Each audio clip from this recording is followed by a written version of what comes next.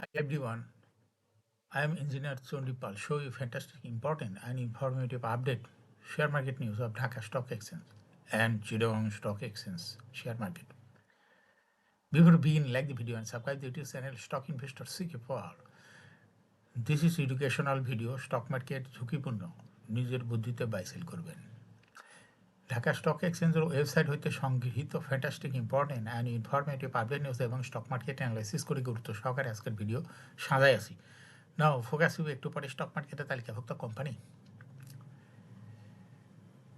BD Thai food and beverage limited এর fundamental analysis করবো, সঙ্গে ভিডিওতে টেকনিক্যাল আলোচনাও করবো। কাজের সঙ্গে থাকুন, ভিডিওটিতে শেয়ার বাজারে ক্ষুদ্র বিনিয়োগকারীরাও উপকৃত হবেন। যারা ইউটিউব চ্যানেল স্টক ইনভেস্টর সিকে পাল এটা সাবস্ক্রাইব করছেন, তাদের অনুরোধে আজ ফুড অ্যান্ড অ্যালাইড সেক্টরের company BD Thai food beverage limited কোম্পানিটি পিক করছি। স্টক মার্কেট নিয়ে প্রতিনিয়ত আলোচনা করি, কাজে ইউটিউব চ্যানেল স্টক ইনভেস্টর সিকে পাল এটা সাবস্ক্রাইব না করে থাকলে এখন সাবস্ক্রাইব করে পাশেই থাকুন।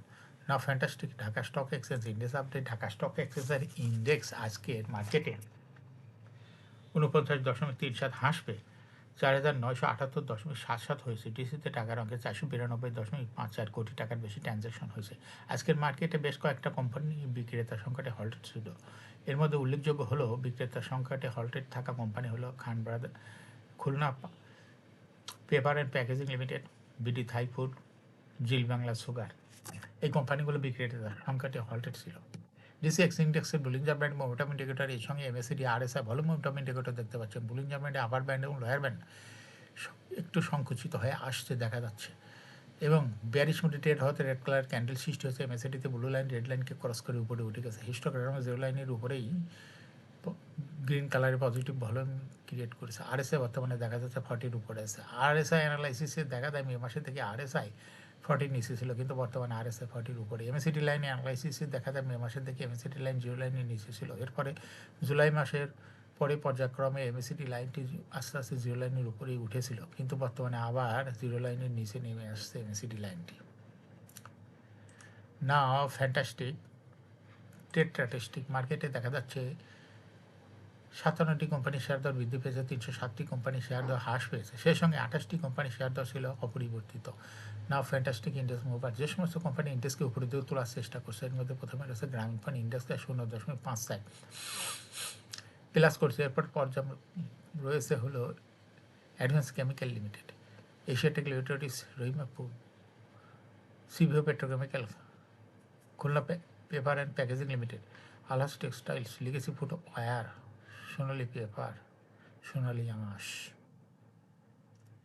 যে সমস্ত কোম্পানি ইন্ডেক্সকে নিচের দিকে নামানোর চেষ্টা করছে, তার মধ্যে প্রথমে দেখা যাচ্ছে রয়েছে পদ্মা অয়েল ইন্ডেক্সকে 2.65 মাইনাস করছে। এরপর পর্যায়ক্রমে রয়েছে Bex pharma, Islami bank, British American tobacco, Walton high tech park, লাভাজ wholesale Bangladesh, Beacon pharma, Robi Axiata, IFIC bank, Lovello ice cream. Now fantastic stock market news. সপ্তাহের প্রথম কার্যদিবস রোববার 30শে নভেম্বর প্রধান শেয়ার বাজার ঢাকা স্টক এক্সচেঞ্জের লেনদেন শেষে দরবৃদ্ধি শীর্ষে উঠে এসেছে জিল বাংলা সুগার মিলস লিমিটেড। আজ কোম্পানিটির দর 8 টাকা 20 পয়সা বৃদ্ধি পেয়েছে। এদিন দরবৃদ্ধি তালিকায় দ্বিতীয় স্থানে রয়েছে Khulna printing and packaging limited এবং তৃতীয় স্থানে রয়েছে BD Thai food and beverage limited. এছাড়াও দরবৃদ্ধির শীর্ষ তালিকায় থাকা অন্য কোম্পানিগুলোর মধ্যে রয়েছে regent textiles mills limited, global heavy chemicals limited, মেঘনা cement mills PLC, Rahima food corporation limited, Wata chemical limited, Hakkani pulp and papers mills limited.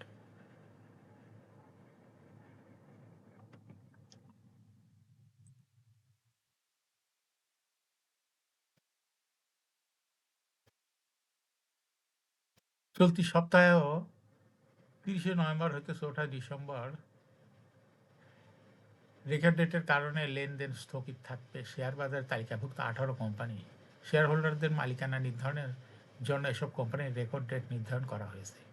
কোম্পানিগুলো হলো energy pack power generation, western marine shipyard, Orion pharma, WiMAX electrode, Coppertech, Anwar galvanizing, metro spinning, Tamizuddin textile, E generation, Shahjibazar power company, Sonali life insurance, Daffodil computers, Esquire knits composite, Orion infusion power grid, silver pharma, Aman cotton, Aman পিল।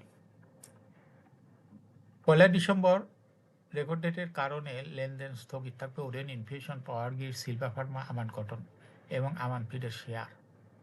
কোম্পানিগুলোর মধ্যে 30 June 2025 পর্যন্ত সমাপ্ত অর্থবছরের জন্য Aman feed 11.5% cash, Aman cotton 10% cash, Orion infusion 20% cash dividend ঘোষণা করছে। অন্যদিকে 30 June 2025 সমাপ্ত অর্থবছরের জন্য কোনো ডিভিডেন্ড না দেওয়ার সিদ্ধান্ত নিয়েছে পাওয়ার গ্রিড ও সিলভা ফার্মা।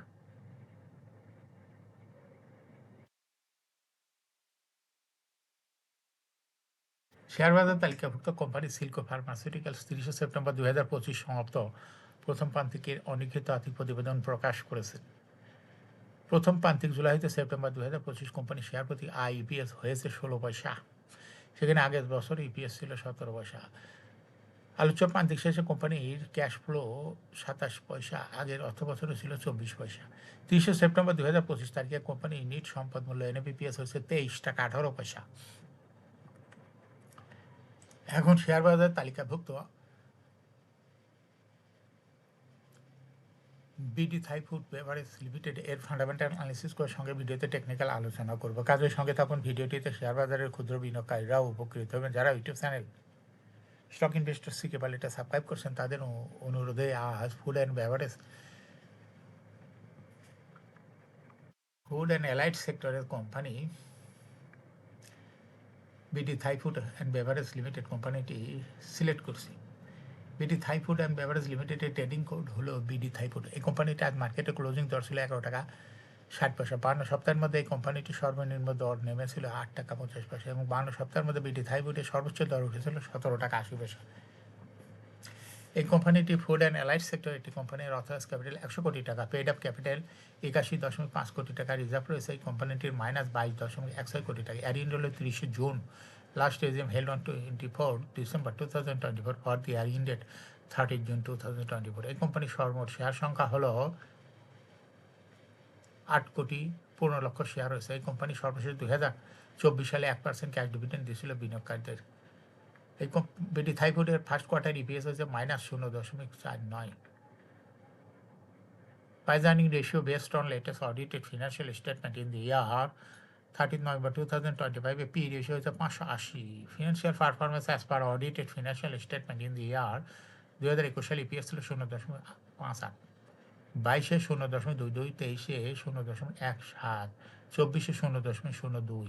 অর্থাৎ বিডি থাই ফুড এই কোম্পানিটি ইপিএসের গ্রোথ 21 সালের তুলনায় দেখা যাচ্ছে 24 সালে অনেক কমে গেছে। প্রত্যেকটা কোম্পানি আইপিওতে আসার পরে পরবর্তীতে ভালো ইপিএস দেখায়, তারপর আস্তে আস্তে ইপিএস কমতেই থাকে। এটা একটা চিরচরিত প্রথা হয়ে গেছে। ম্যাক্সিমাম কোম্পানি এরকম হচ্ছে, শেয়ার হোল্ডারদের কোনো লভ্যাংশই দিতে চায় না। যেমন উত্তরা ফাইন্যান্স কোম্পানিটি কোনো এজিএমও করে না, লভ্যাংশের ঘোষণাও দেয় না।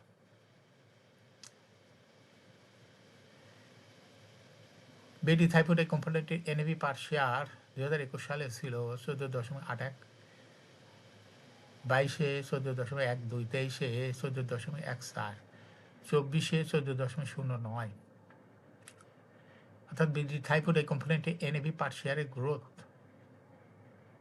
21 সালের তুলনায় 24 সালে কমেই গেছে, ক্রমান্বয়ে কমতেছে। এনএভি পার শেয়ার ক্রমান্বয়ে কমে গেছে। প্রফিট 2021 সালে বিডি থাই ফুড এর প্রফিট ছিল 3.878 কোটি টাকা, সেখান থেকে 2024 সালে প্রফিট হয়েছে মাত্র 0.157 কোটি টাকা। ডিভিডেন্ড ইল্ড 2024 সালে হয়েছে 0.38। Listing year BD Thai food কোম্পানিটি 2022 সালে শেয়ার মার্কেটে লিস্টিং হয়। Market category B. Shareholding percentage as on 30 June 2024 sponsor ডাইরেক্টের কাছে ছিল 35.61% শেয়ার। গভর্নমেন্টের কাছে কোনো শেয়ার ছিল না, ইনস্টিটিউশনের কাছে ছিল 37.06% শেয়ার। ফরেনের কাছে কোনো শেয়ার ছিল না, পাবলিকের কাছে ছিল 27.33% share. Share holding percentage as on 31 October 2025 দেখা যাচ্ছে পাবলিক শেয়ার হোল্ডিং পার্সেন্টেজ বৃদ্ধি পেয়েছে।